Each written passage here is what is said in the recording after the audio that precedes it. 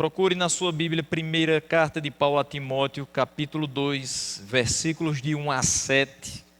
E aí, quando você achar, se coloque de pé, vamos fazer esta leitura conjuntamente. Texto que estaremos meditando nessa noite, a prática da oração por todos os homens. Primeira carta de Paulo a Timóteo, continuando nas nossas exposições, capítulo 2, versículos de 1 a 7. Antes de tudo, recomendo que se façam súplicas, orações, intercessões e ações de graças por todos os homens, pelos reis e por todos os que exercem a autoridade, para que tenhamos uma vida tranquila e pacífica com toda a piedade e dignidade. Isso é bom e agradável perante Deus, nosso Salvador, que deseja que todos os homens sejam salvos e cheguem ao conhecimento da verdade. Pois há um só Deus e um só mediador entre Deus e os homens, o homem Cristo Jesus, o qual se entregou a si mesmo como resgate por todos. Esse foi o testemunho dado em seu próprio tempo. Para isso fui designado pregador e apóstolo. Digo-lhes a verdade, não minto, mestre da verdadeira fé aos gentios. Mantenha sua Bíblia aberta, vamos meditar neste texto. Mas antes, oremos uma vez mais ao Senhor. Senhor Deus, já te agradecemos por tudo que recebemos neste culto. Mas te pedimos agora que o teu Santo Espírito nos ilumine para que possamos compreender a palavra lida e exposta. Que, Senhor, nesta noite saiamos daqui conscientes da necessidade da oração em nossas vidas, pelas pessoas que estão investidas de autoridade, mas também por todos os homens. Nos faz, Senhor, colocar como prioridade esta poderosa ferramenta. E fala ao nosso coração neste momento. É o que te pedimos, já agradecidos no nome de Jesus. Amém. Os irmãos podem se assentar. Nesses 7 versículos estaremos tocando um pouco a respeito de oração novamente. Final de semana, falando acerca de oração. Nós temos visto ao longo desses 2 dias, sábado e domingo, a importância da oração na vida do crente. Hoje pela manhã nós vimos os aspectos da oração, um pouco do que começa esse texto, e que nós podemos fazer em favor de todos os homens súplicas, que nós já dissemos que são fortes apelos por necessidades determinadas. Nós acabamos de suplicar ao Senhor pela vida da cunhada do nosso irmão Antônio Valentim. Só Ele pode fazer. Nós não temos essa possibilidade de restaurar e mudar o quadro. Por isso, apelamos ao Senhor por essa necessidade determinada. Nós podemos fazer por todos os homens orações. São abordagens ao Senhor de maneira muito reverente.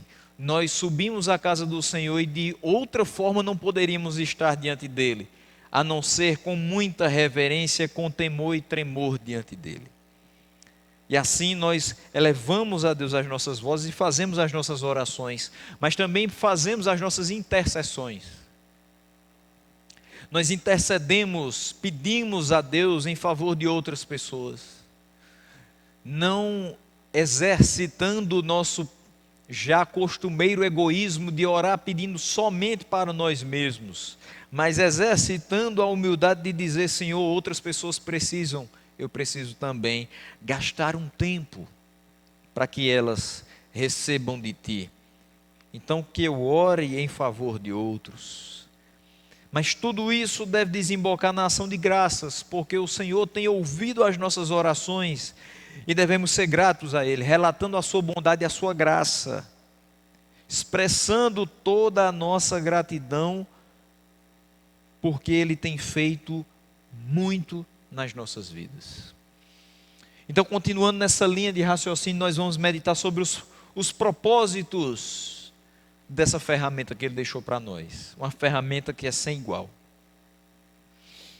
Primeiramente, nós vemos no texto a oração pelas autoridades. Versículos 2, 3 e 4. Quais são os propósitos de tudo isso? O versículo 2 diz: pelos reis e por todos os que exercem autoridade, para que tenhamos uma vida tranquila e pacífica. E depois ele continua dizendo: com toda a piedade e dignidade. Na época que escrevi essa carta, por volta do ano 65 depois de Cristo, Paulo e todos os romanos estavam sob o poder de uma pessoa não muito equilibrada, chamada Nero. Nero, o infame imperador de Roma, reinou durante 14 anos. E nessa época em que Paulo escrevia, pedindo, rogando, orientando a Timóteo e aos irmãos de Éfeso que orassem pelos reis e pelos que estão investidos de autoridade, ele ao mesmo tempo dizia: orem por Nero.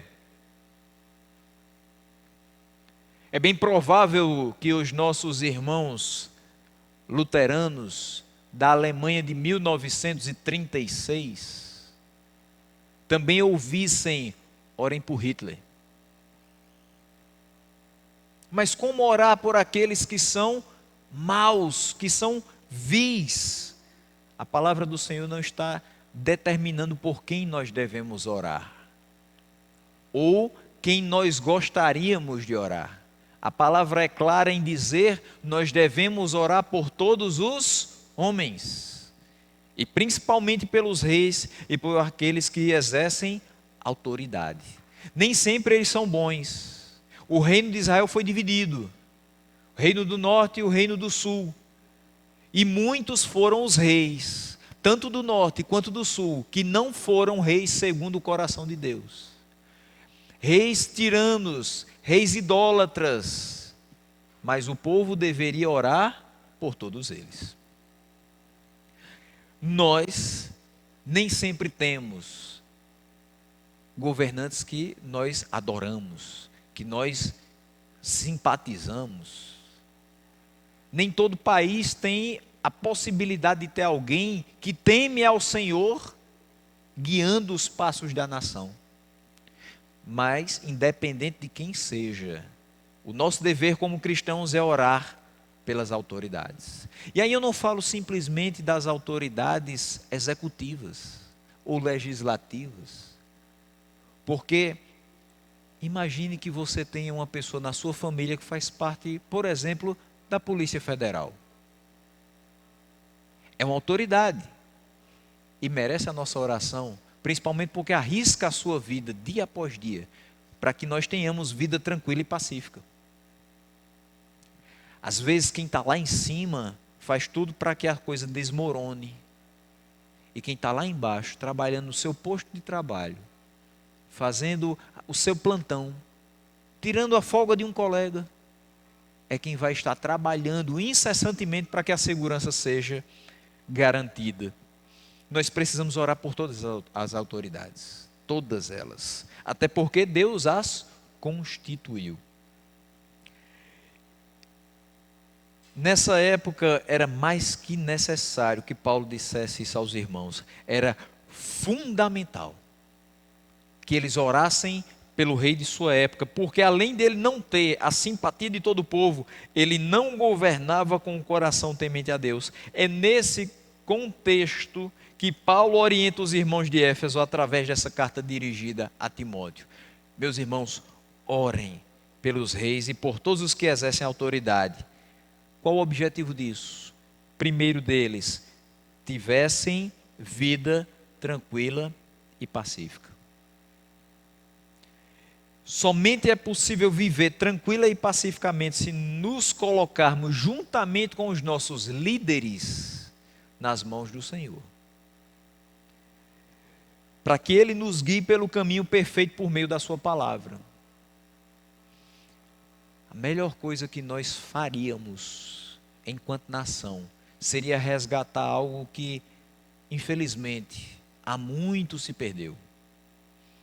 Muito mais importante do que colocar a mão sobre a Constituição Federal e prometer e jurar cumpri-la, defendê-la e fazê-la ser cumprida pelos outros, é colocar a mão sobre a palavra de Deus, prometer defendê-la, pregá-la, vivê-la e ensiná-la a todos os homens.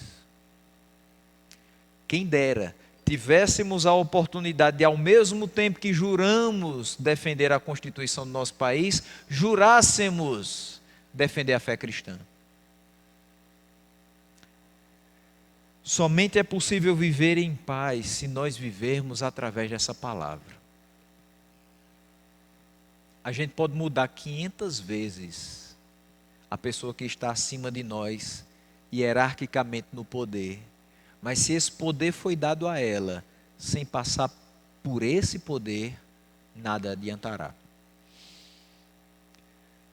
Fora da palavra de Deus não há condições ideais para se haver paz. Porque nós entendemos, e hoje pela manhã falamos sobre isso, aqueles que nos perseguem, que são nossos inimigos, mesmo que eu não considere que eles sejam meus inimigos, mas aqueles que me perseguem fazem e falam coisas contra mim. E qual é minha reação natural de ser humano, falho, pecador, falível? Querer retribuir com a mesma moeda. Porém, a partir da palavra de Deus, eu sei que eu preciso viver de modo que a minha vida tenha paz e a vida dos outros também tenha paz. A minha vingança, a minha sede de retribuir o mal que me foi feito, pode custar a paz de outras pessoas. E eu nunca penso nisso. Aquilo que eu faço tem consequências para além da minha vida, para além dos portões da minha casa. E principalmente quando falamos da igreja do Senhor, aquilo que eu faço tem impacto na igreja do Senhor. E eu preciso ter como exemplo da minha vida a oração por todos. Orai pelos vossos inimigos. Orai pelos que vos caluniam. Amem e orem por eles. Fora dessa palavra, o que nós observamos no mundo em que vivemos? Não há um justo. Fora dessa palavra, fora da orientação do Senhor, não há um justo. Não há nenhum sequer, nenhum só que faça o bem. Onde só se produz mal, a paz não poderá reinar. Onde os corações estão endurecidos e a visão está fechada para a palavra de Deus, não existe paz. Não existe tranquilidade, mas existe perturbação e terror. Por isso há uma necessidade urgente de nós estarmos em oração pelos que estão investidos dessa autoridade. Senhor, toca nos seus corações, para que eles observem a Tua palavra. E observando a Tua palavra, nós tenhamos condição de viver em paz. É nosso dever, e o propósito disso é ter tranquilidade e paz para os nossos dias. Mas o versículo 3 diz, isso é bom e agradável ao Senhor. Isso é bom e agradável perante Deus, nosso Salvador. Essa oração deve ser encarada como um momento de profunda reverência a Deus e obrigatoriamente ela deve desembocar numa vida de piedade e dignidade. Pouquinho antes do versículo 3 ele vai dizer, tenhamos vida tranquila e pacífica com toda piedade e dignidade. Quando nós oramos pelas autoridades para sermos tranquilos, vivermos em paz, essa paz tem um outro objetivo, tem uma finalidade. Por que é que nós estamos aqui hoje? Se eu lanço essa pergunta aos irmãos, essa pergunta pode ter inúmeras respostas. Eu estou aqui hoje porque eu quero louvar o Senhor. Correto. Se eu pergunto, por que você está aqui hoje? Você pode dizer, porque eu vim adorar a Deus. Está certo. Se eu pergunto, por que você está aqui hoje? Você pode dizer, porque eu vim celebrar a ceia do Senhor. Eu vim celebrar a sua morte e ressurreição. Porque é isso que nós devemos fazer até que ele venha. Está correto. Mas se eu perguntar por quê, com a intenção de por qual motivo você está aqui, esse motivo é simples. Porque nós temos paz. As portas foram abertas. Alguém entrou aqui para fechar a porta? Não. O microfone está funcionando e as caixas estão emitindo a minha voz. Alguém pode chegar aqui e desligar? Não. Alguém pode trancar todas as portas dessa igreja e dizer nunca mais ela pode ser aberta? Não. Por quê? Porque nós vivemos em paz. Nós temos da parte do Senhor algo maravilhoso que infelizmente nós não damos o devido valor. Nós vivemos em um país onde nós podemos abrir as portas da igreja, abrir a nossa Bíblia e mais ainda abrir a nossa boca e pregar o Evangelho em paz. Ainda.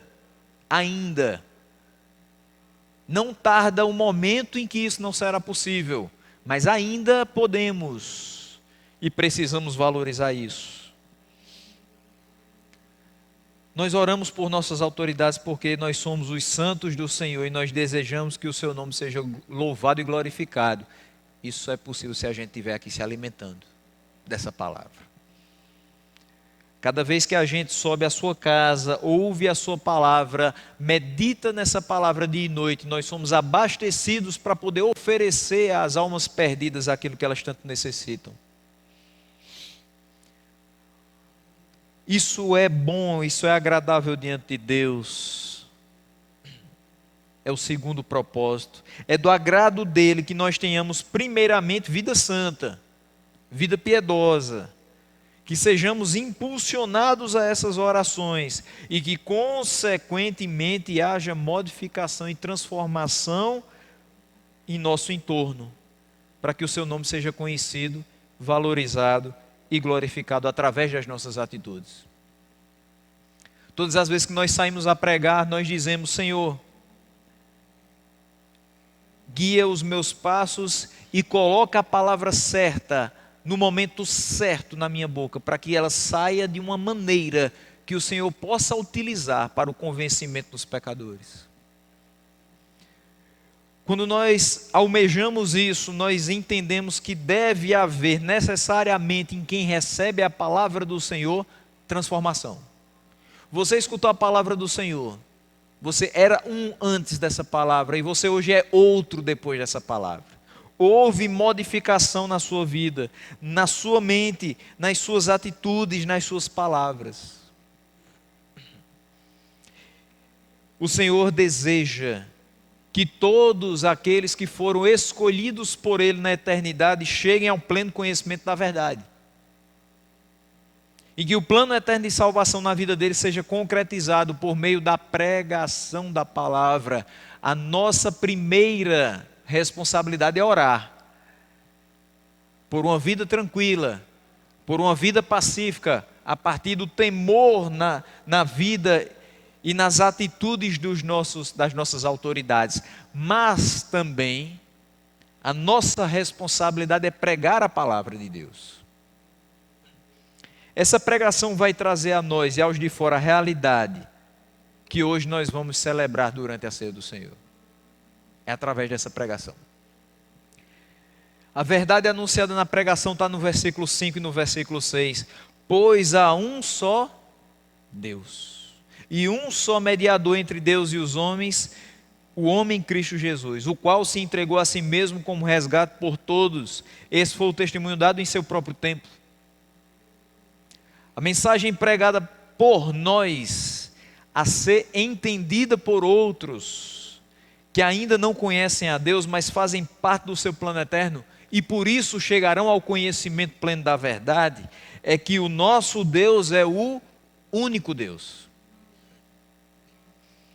E a nossa língua portuguesa é fantástica no momento em que ela determina que existem deuses, com D minúsculo, aqueles que não têm o mesmo poder do nosso Deus, único e verdadeiro, com D maiúsculo. E o nosso Deus não simplesmente é escrito com D maiúsculo, mas Ele é maiúsculo também nas suas obras e no seu poder. O nosso Deus é o verdadeiro Deus. Quais dos outros deuses que a raça humana conhece, que se despem de toda a sua glória e de sua autoridade e vão ao encontro das suas criaturas, que oferecem salvação para os seus, que não precisam de sacrifícios, mas Ele mesmo faz o sacrifício por nós? Quais são os deuses que fizeram isso durante toda a história? Durante toda a história das religiões, deuses foram apresentados que requeriam sacrifícios de nós. Mas nós fomos alcançados pelo Deus que se sacrificou por nós. E Ele designou apenas um para ser mediador entre Ele e os homens, o seu Filho Jesus Cristo, homem. O que Ele está querendo dizer com isso? Por que Jesus Cristo, homem, é mediador entre Deus e os homens? Por que não Jesus Cristo divino? Simplesmente porque nós pecamos. Nós pecamos em Adão e todos os dias. Se não fôssemos culpados pelo pecado original, a nossa iniquidade, a nossa pecaminosidade seria suficiente para a nossa condenação. Determinados pensamentos que passam ao longe na nossa mente serviriam para que fôssemos condenados. Determinadas atitudes que nós temos até com os de casa seriam suficientes para a nossa condenação também. A forma como nós encaramos a vida muitas vezes, olhando somente para o material e esquecendo do essencial, que são as bênçãos espirituais do Senhor, também serviria para que nós estivéssemos apartados dele por toda a eternidade. Porém, Ele designou um homem para que consertasse o que entrou por um homem. O pecado entra por Adão, mas o pecado é extraído da nossa vida por Cristo. Ele tira essa culpa do pecado a partir do derramamento do seu sangue. Não há nada mais que nos condene, uma vez que nós fomos lavados pelo sangue de Cristo. A partir da sua vinda, Cristo transmitiu a mensagem salvadora. Ele viveu como um modelo de conduta a ser seguido. E nós precisamos viver como Ele viveu. Somos cristãos, ou seja, nós somos afeitos, ligados a Cristo. Nós vivemos de modo semelhante a Cristo e nós fomos criados à imagem e semelhança de Cristo, por isso somos cristãos. E como tais, precisamos olhar como Ele olhou, falar como Ele falou, caminhar por essa terra como Ele caminhou, amar com todo o coração como Ele nos amou. Em nada Ele foi achado faltoso e não se tornou pecador como nós. No momento devido, Ele se entregou por todos os que o Pai o havia entregue na eternidade. Esse testemunho, esse relato foi dado no tempo determinado por Deus. Na sua vida, esse relato pode ter chegado há poucos anos. Na vida de alguns pode ter chegado a muito mais anos. Mas no tempo determinado por Deus, esse relato da mensagem salvadora chegou até você e você foi salvo. O chamado que Paulo recebe é um chamado para anunciar, ele diz no versículo 7, para encerrar: Para isso, fui designado pregador e apóstolo, digo-lhes a verdade, não minto, mestre da verdadeira fé aos gentios. Para cumprir esses propósitos de incentivo à oração e comunicar a verdade do Evangelho através da pregação, Paulo foi chamado e designado pregador e apóstolo. E o que era ser apóstolo para Paulo? Mensageiro. Um apóstolo é aquele que leva as boas novas do Evangelho e que foi retirado, separado de entre vários por Deus. Então, esse verdadeiro apóstolo do Senhor, pregador da palavra, anuncia as boas novas, gasta a sua vida inteira. E nós já vimos que Paulo foi preso, chicoteado e muitas outras coisas. Ele gasta a sua vida inteira no louvor da glória daquele que o comissionou. E ele poderia sim, como ser humano como nós, dizer: Senhor, eu não suporto mais as aflições desse ministério.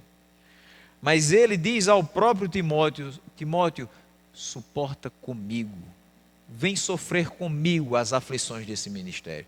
Porque ele sabia que aquele que o tinha chamado a pregar, também o tinha dado a certeza de uma eternidade com ele.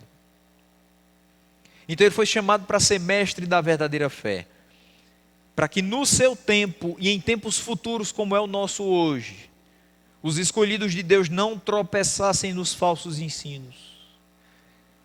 Esse tempo todo que nós temos estudado epístolas paulinas, tanto pela manhã quanto à noite, nós temos percebido o quão profundas elas são e o quanto de doutrina elas passam para que a gente não seja levado por qualquer conversa tola, para que a gente não seja enrolado, enganado por qualquer pessoa que chegue dizendo: eu sou o Cristo.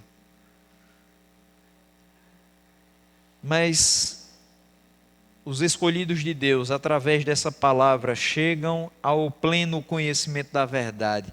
Há um só Deus, essa é a verdade. Há um só mediador entre Deus e os homens, Jesus Cristo, o homem, essa é a verdade. Anunciemos também, meus irmãos, essa maravilhosa mensagem.